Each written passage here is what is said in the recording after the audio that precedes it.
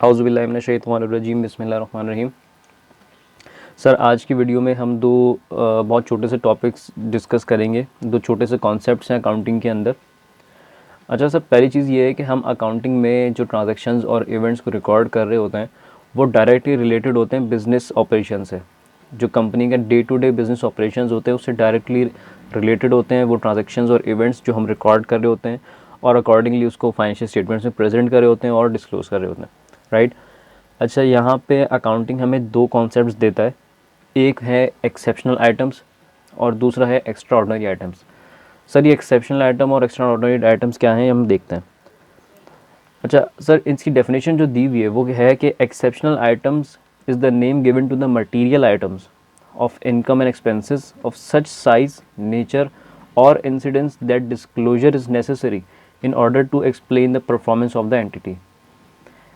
The accounting treatment is to include the item in the standard statement of profit and loss account and disclose the nature and amount in the notes. तो sir, इसका मतलब ये है कि कोई भी ऐसा इवेंट या ट्रांजैक्शन जो कि मटेरियल हो, मटेरियल आप समझते हैं कि जिसकी सिग्निफिकेंस ज़्यादा हो इन टर्म्स ऑफ इनकम या एक्सपेंस, या वो इनकम का भी हो सकती है या वो एक्सपेंस भी हो सकती है, ऑफ सच साइज, नेचर और इंसिडेंस। उसका साइज़ बड़ा हो, ठीक है, इतना बड़ा हो कि वो एक मटेरियल आइटम कहलाने के काबिल हो। मिलियंस में अगर उसका अमाउंट है तो definitely that is an exceptional item. और उसकी नेचर हो, नेचर में यहाँ पे हम क्वालिटेटिव एस्पेक्ट देखते हैं, क्योंकि फॉर एग्जांपल हमारे पास कुछ ऐसे ट्रांजैक्शंस होती हैं जिसका मॉनेटरी टर्म्स के अंदर इतना सिग्निफिकेंस नहीं होता, लेकिन उसकी क्वालिटेटिवली जो है वो बहुत इंपॉर्टेंट होती है। किसके पर्सपेक्टिव से? शेयर होल्डर्स के पर्सपेक्टिव से, यूज़र ऑफ फाइनेंशियल स्टेटमेंट्स के पर्सपेक्टिव से। तो इस तरह से जो आइटम्स इस कैटेगरी में फॉल करेंगे वो हम क्या कहलाएंगे? Exceptional items. अच्छा, उनका अकाउंटिंग ट्रीटमेंट हमने देखा कि उनको हम इंक्लूड करेंगे अपने स्टैंडर्ड स्टेटमेंट के अंदर, प्रॉफिट एंड लॉस अकाउंट के अंदर, और दूसरा उसकी नेचर को और अमाउंट को डिस्क्लोज करेंगे। सर, हाउ टू प्रेजेंट और शो देम डिफरेंटली, ठीक है। यहाँ पे प्रेफरेंस जो है ना, अब देखो मैं आपको एक एग्जांपल दे देता हूँ कि इन्वेंट्री का जो सेल और परचेज है वो हमारा एक day to day business operation है, लेकिन कुछ वजूहात की वजह से हमारी इन्वेंट्री सेल नहीं हो रही है, ठीक है, उसकी ऑब्सोलेसेंस हो रही है, वो हम बेच नहीं पा रहे हैं। तो उसकी वजह से क्या होगा कि उसकी जो सेलिंग प्राइस है वो नीचे आ जाएगी, क्योंकि आपकी इन्वेंट्री जब आपके वेयर हाउस में रखी रहेगी तो उसकी वेयर एंड टेयर होगी। तो जो आप 100 रुपये का अगर कोई आइटम बेचते थे तो अब वो 100 रुपये का नहीं बिकेगा, अब वो लेट से 90 रुपीज़ का बिकेगा। तो जो 10 रुपये का जो इम्पैक्ट है वो क्या होता है, हमारी एक एनआरवी होती है। ये कॉन्सेप्ट आप लोगों को आई होप पता होगा, वरना मैं इसकी एक वीडियो बना दूंगा, आप कमेंट में मुझे बता सकते हैं। तो खैर, फिर हम क्या करते हैं कि उस इन्वेंट्री को रिटन डाउन वैल्यू के ऊपर लेकर आते हैं, मतलब एनआरवी के ऊपर लेकर आते हैं। नाउ ये जो ट्रांजैक्शन है, जो 10 रुपये की ट्रांजैक्शन हमने की है, उसकी जो एडजस्टमेंट की है वो एक डे टू डे बिजनेस से बहुत रिलेटेड है, ठीक है। तो अब इस आइटम का जो हमने एडजस्टमेंट की है, इसका डिस्क्लोजर बहुत ज़्यादा इंपॉर्टेंट है, क्योंकि ये एक वन ऑफ आइटम है। कोरोना की वजह से फॉर एग्जांपल अगर हम इसका इम्पैक्ट लें तो हमारी इन्वेंट्रीज काफ़ी जगह पे सेल नहीं हुई।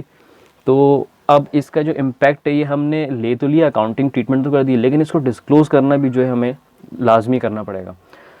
तो इन अ नटशेल, अब इस इवेंट को, इस ट्रांजेक्शन को जो हमने किया है, ये जो एक्सेप्शनल आइटम है, इसको हम प्रॉफिट एंड लॉस अकाउंट में अलग से नेट रियलाइजेबल वैल्यू एक्सपेंस या inventory written down value expense के तौर पे शो करेंगे, ठीक है। तो हमारे फर्स्ट पॉइंट जो है कि स्टैंडर्ड स्टेटमेंट हमने शामिल कर लिया, वो हम अलग से दिखाएंगे। दूसरा, डिस्क्लोज़ करेंगे। डिस्क्लोज़ में हम क्या करते हैं सर, नेचर बताते हैं। नेचर से मुराद वही है कि उसकी हम जो बैकग्राउंड है उस इंसिडेंट्स का या उस ट्रांजेक्शन का, उसके बारे में हम नो हाउ देते हैं अपने यूज़र्स को। उसके साथ साथ उसका जो मूवमेंट हो रही होती है कि हमने किस तरह कैलकुलेशन की है, और अमाउंट हम बता रहे होते हैं, राइट। आई होप आप लोगों को समझ आ गया होगा। इसी के साथ साथ हम देख लेते हैं कि पीपीई के अंदर रिटन डाउन वैल्यू है, तो वो भी एक्सेप्शनल आइटम है। रीस्ट्रक्चरिंग कॉस्ट, ये भी एक हमारा एक्सेप्शनल आइटम है, ठीक है। ओके, नाउ अब इसको देख लेते हैं कि an exceptional item is noted separately to avoid confusion with routine business income and expenses. जैसे आप लोगों को मैंने पहले बताया है कि हमारे बिजनेस रिलेटेड एक्सपेंसेस या इनकम से ही जो है वो रिलेटेड होता है एक्सेप्शनल आइटम, लेकिन उसकी नेचर थोड़ी डिफरेंट होती है, इसलिए उसको हम अलग से अकाउंटिंग ट्रीटमेंट भी करते हैं और उसका डिस्क्लोजर भी अलग से देते हैं, राइट। अच्छा, दूसरा कॉन्सेप्ट है छोटा सा एक्स्ट्रा ऑर्डिनरी आइटम्स।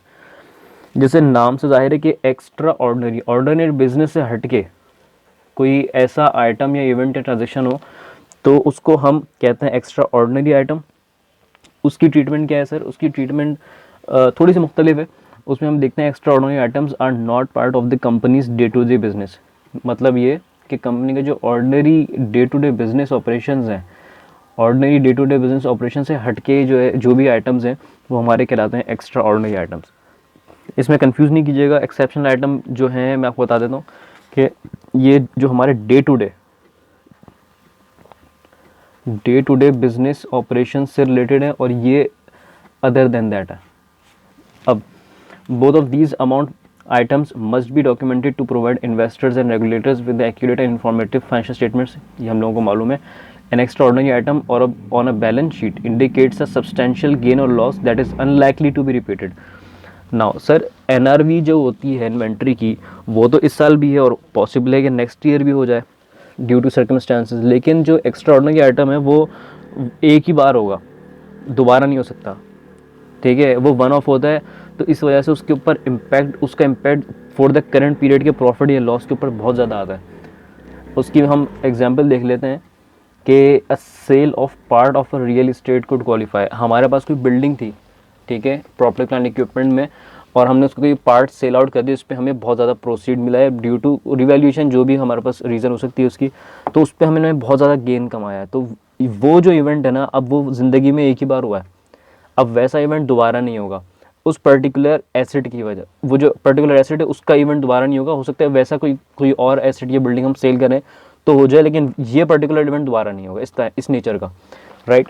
तो जो भी इस तरह के आइटम्स होंगे उसको हम कहते हैं एक्स्ट्रा ऑर्डिनरी आइटम्स, और इनकी ट्रीटमेंट भी बिल्कुल सेम होती है, लेकिन हम बैलेंस शीट के ऊपर और प्रॉफिट एंड लॉस अकाउंट में उसको सेपरेटली शो करते हैं। आई होप आप लोगों को ये कॉन्सेप्ट समझ आ गया होगा। फिर भी अगर कोई कन्फ्यूजन है तो आप कमेंट बॉक्स में मुझे बता सकते हैं। Thank you so much. Allah हाफिज़।